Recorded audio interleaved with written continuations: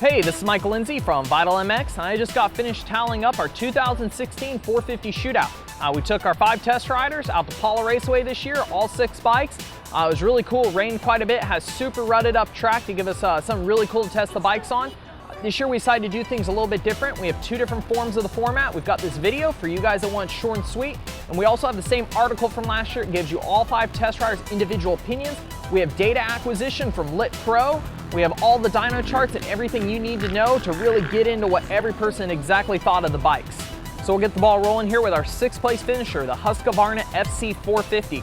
As all you know, the Husky got the same upgrades as the K10 this year, new engine, the entire new chassis. The bike is a lot lighter, it's a lot more compact. The engine is fairly strong, it's very broad, it doesn't really stand out anywhere, so it's pretty easy to ride. The negatives though are when you directly compare it to the K10, which most of the test riders did.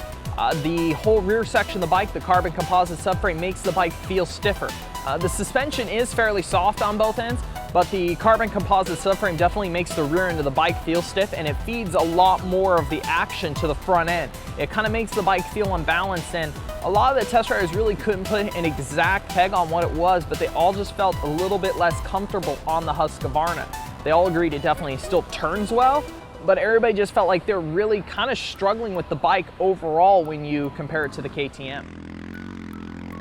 Landing in the 5th spot is the Suzuki RMZ 450. The Suzuki was definitely a popular bike amongst the group for how well it corners. As everybody says, the bike is really easy to initiate ruts. It feels very planted. It gave everybody a lot of confidence in the corners. The negatives are, of course, the package is definitely showing its age. With everybody going on a major weight diet, the Suzuki feels heavy now. It's gotten to the point it doesn't feel as easy to throw around compared to the other models. The engine is broad, but it's definitely just a little bit mellow feeling. It doesn't have anything really aggressive anywhere, doesn't stand out compared to any of the other bikes.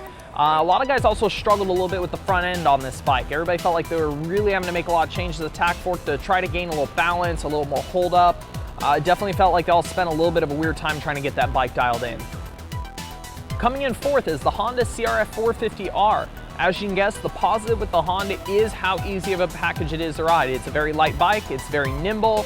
The engine is super easy to use. The negativity does come from that the engine is too mellow in a lot of cases. A lot of guys are looking for more power, for bigger obstacles, to really save them in certain situations. A lot of people did like how easy it is to carve into corners on this bike, but they also did struggle with the front end and feeling. Mostly with the actual mid-stroke on the fork, everybody felt like it was a little bit harsh. Everybody was going stiffer, softer, just trying to find a way to smoothen out the middle of the stroke. And with all the adjustment the Honda has right now with high and low speed compression rebound, it seemed to confuse a few of the guys.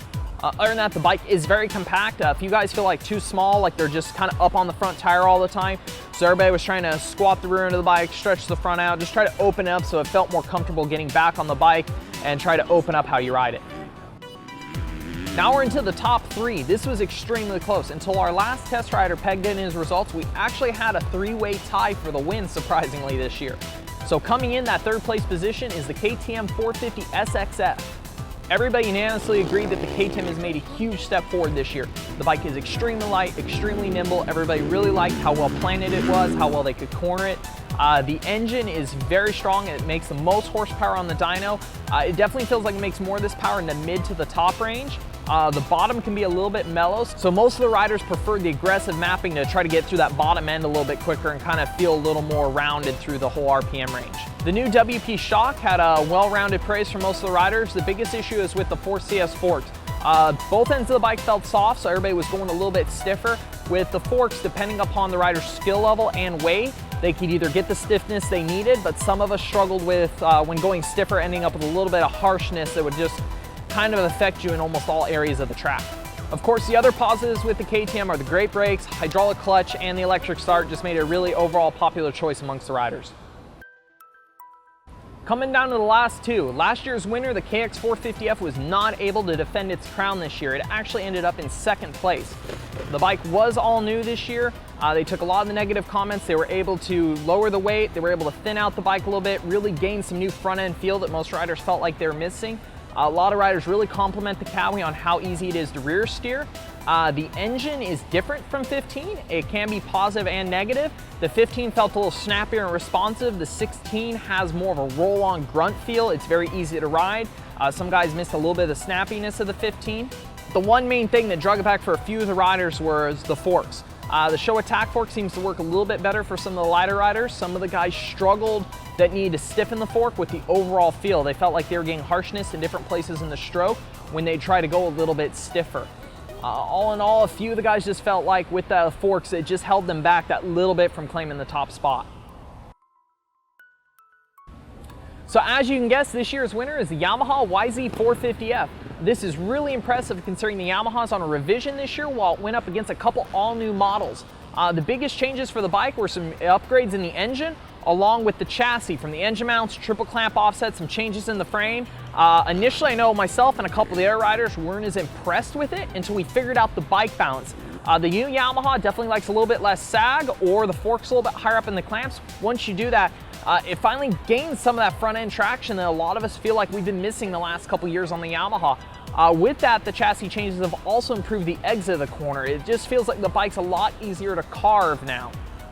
The engine is the most standout impressive part. You'd swear if you hadn't seen on the dynos that this engine makes the most power. It is so snappy, responsive, any RPM, any gear, it just feels like it is ready to go. The other, of course, positive was everybody felt like this bike had the best suspension out of the box. No matter what your weight was, your skill level, the least amount of adjustments were placed there. Everybody was really happy with the forks and the shock. The only real negative still came a little bit into handling traits. A few riders felt like the bike was still a little bit harder to get through those long ruts, whether it be still a little bit of front end feel or just the aggressiveness of the power standing the bike up a little bit. But overall, everybody agreed this is the bike that they'd like to take home and keep riding in its current form.